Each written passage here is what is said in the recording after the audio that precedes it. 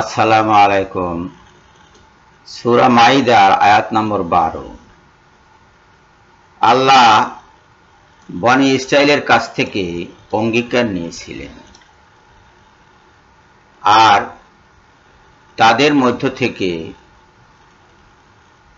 12 জন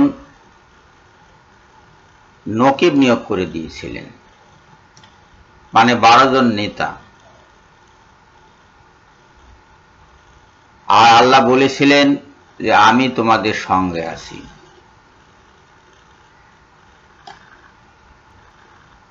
বিনিময় কি করতে বলেছেন? সালাত কায়েম করতে বলেছেন, যাকাত দিতে বলেছেন, রাসূলদের প্রতি ঈমান আনতে বলেছেন,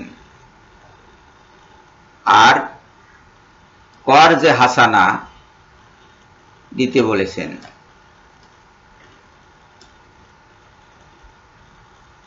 কিন্তু তাদের অধিকাংশই এই আদেশ মানেনি। এই 12 নম্বর আয়াতটি আজকে দেখানোর উদ্দেশ্য হল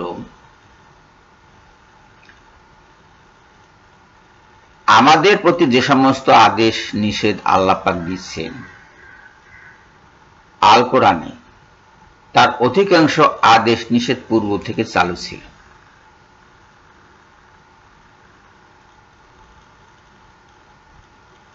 আর এই যে পূর্ব থেকে চালু ছিল, কিভাবে চালু ছিল, এইগুলা জানতে বুঝতে হাদিসের দরকার হবে। এইখানে প্রশ্ন আসবে যে কখন কিভাবে বনী ইসরাইলের কাছ থেকে আল্লাহ পাক অঙ্গীকার নিয়েছিলেন। এটা জানতে হাদিস লাগবে। কোথায় বসে কখন আল্লাহ তাদের কাছ থেকে অঙ্গীকার নিয়েছিলেন, এটা জানতে হাদিস লাগবে। হাদিসে আছে কথাগুলো, আল কোরআনে কোথাও এর ব্যাখ্যা নাই। 12 জন নেতা নিয়োগ করেছেন তাদের মধ্য থেকে। কেন 12 জন? কেন? এই ব্যাখ্যাও হাদিস শরীফে আছে, আল কোরআনে এই ব্যাখ্যা দেওয়া হয়নি।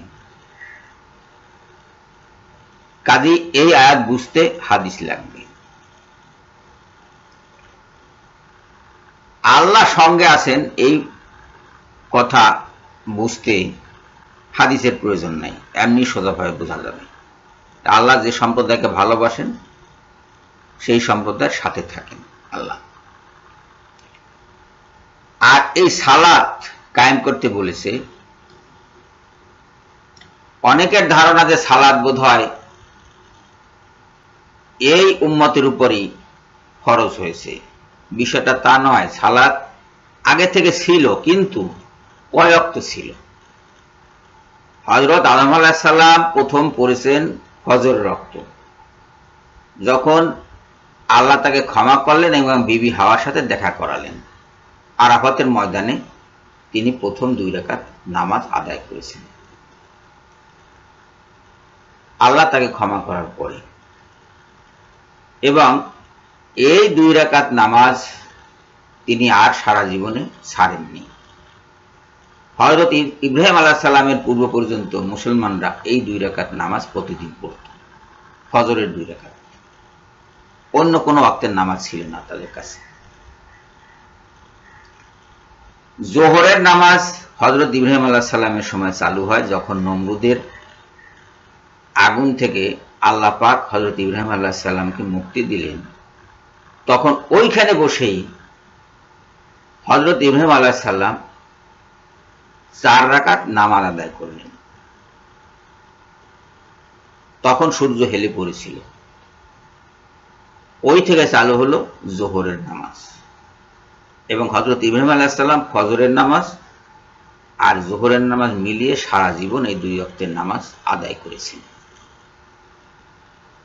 হযরত ইয়াকুব আলাইহিস সালামের সময়ে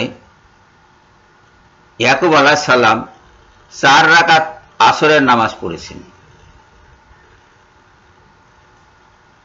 হযরত ইউসুফ আলাইহিস সালামের খোঁজ খবর পাওয়ার পরে, তার সন্ধান পাওয়ার পরে এবং তারপরে ফজর, জোহর এবং আসর এই 3 ওয়াক্তের নামাজ তিনি পড়েছেন, তার বংশধর পড়েছে। হযরত ইউনূস আলাইহিস সালাম মাছের পেট থেকে মুক্তি পাওয়ার পরে যখন একটু সুস্থ বোধ করলেন, তখন তিনি মাগরিবের নামাজ পড়লেন। তিনি 3 রাকাত নামাজ পড়েছিলেন। ওই 3 রাকাত আমাদের জন্য ফরজ হয়েছে এবং সেই থেকে 3 রাকাত বনী ইসরাইল ওই মাগরিব পর্যন্ত নামাজ পড়েছে। খ্রিস্টানরাও মানে হযরত ঈসা আলাইহিস সালামের সময়ও এই 4 ওয়াক্ত নামাজ চালু ছিল।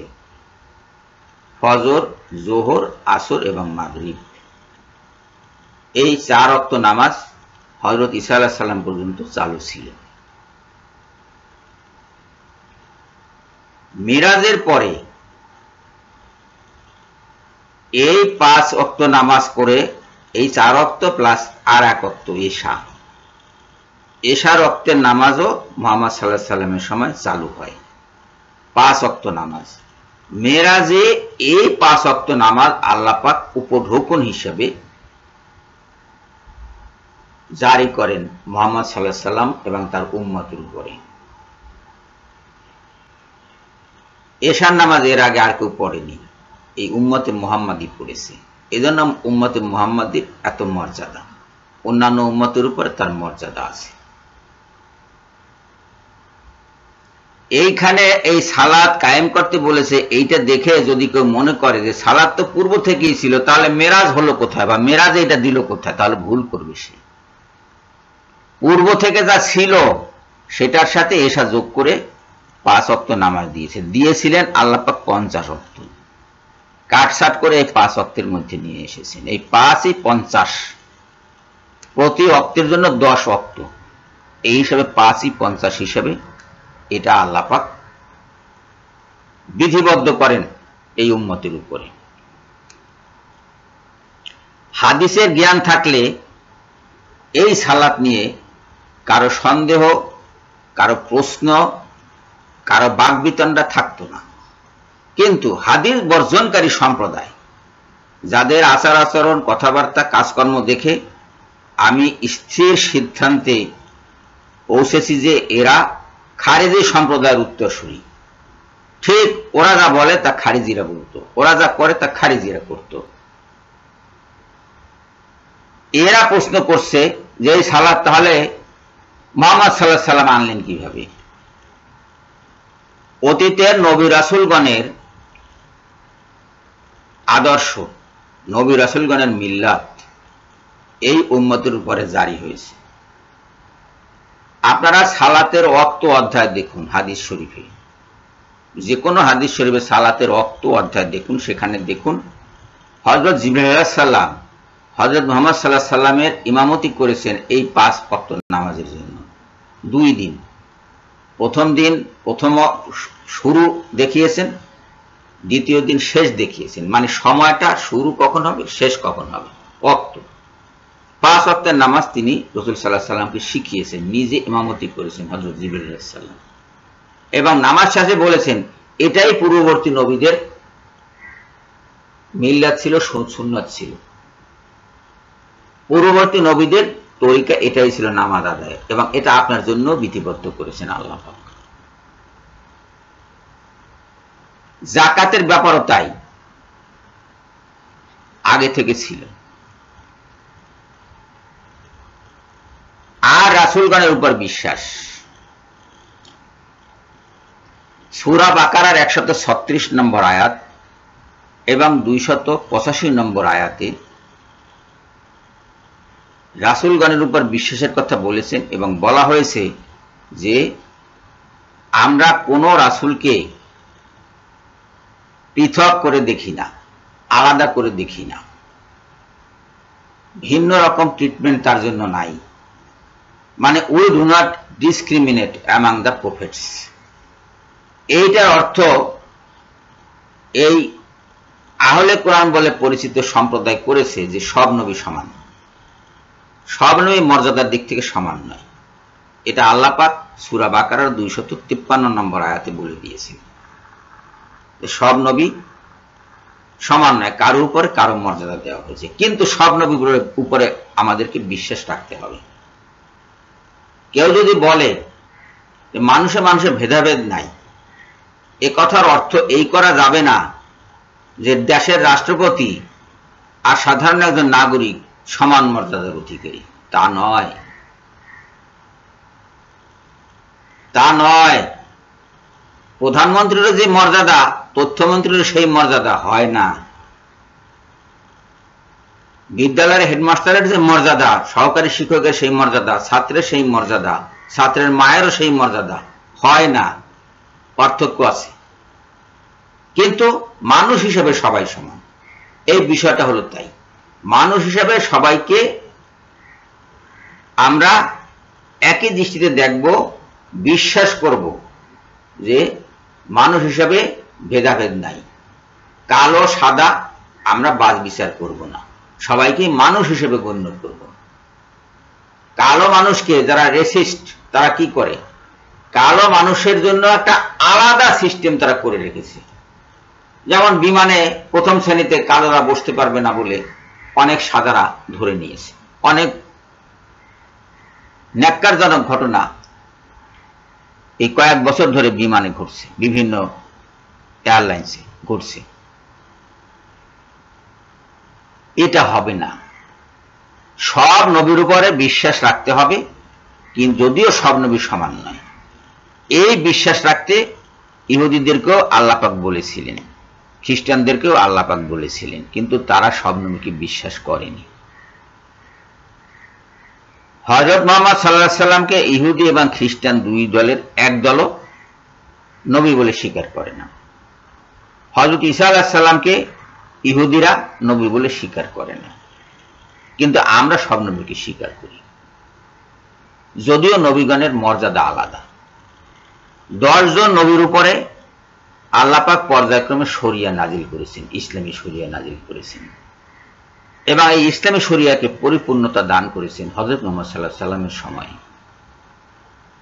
সূরা মায়েদার 3 নম্বর আয়াত আপনারা দেখুন। আমরা এখন সূরা মায়েদার ভিতরে আছি, এটা 12 নম্বর আয়াত।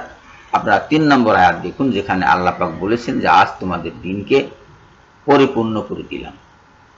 এটা অন্য কোন নবীর বেলায়, অন্য কোন রাসূলের বেলায় এই ঘোষণা আল্লাহ পাক দেননি। এখন যার বেলায় পরিপূর্ণ শরিয়া আসে, যার বেলায় পরিপূর্ণ দিন আসে, তিনিই তো বড়, অস্বীকার করার কি আছে।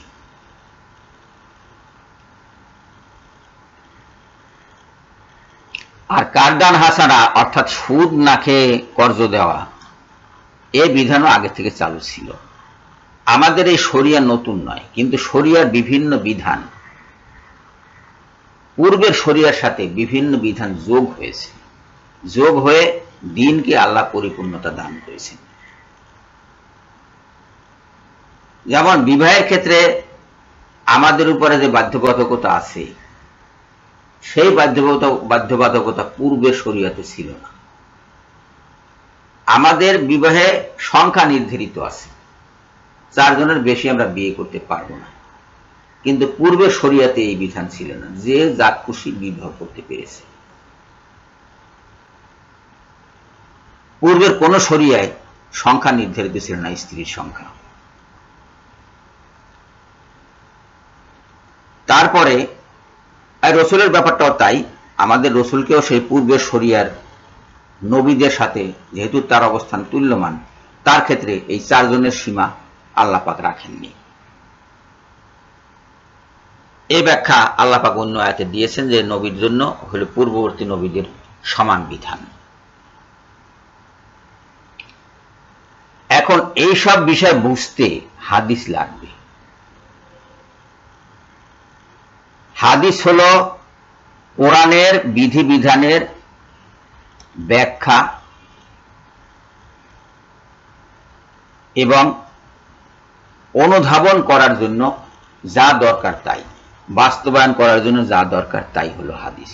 রাসূল সাল্লাল্লাহু আলাইহি সাল্লাম কিভাবে কোরআন বুঝেছেন, কিভাবে কোরআন বাস্তবায়ন করেছেন, সেই বিষয়টা হাদিসে বর্ণিত হয়েছে।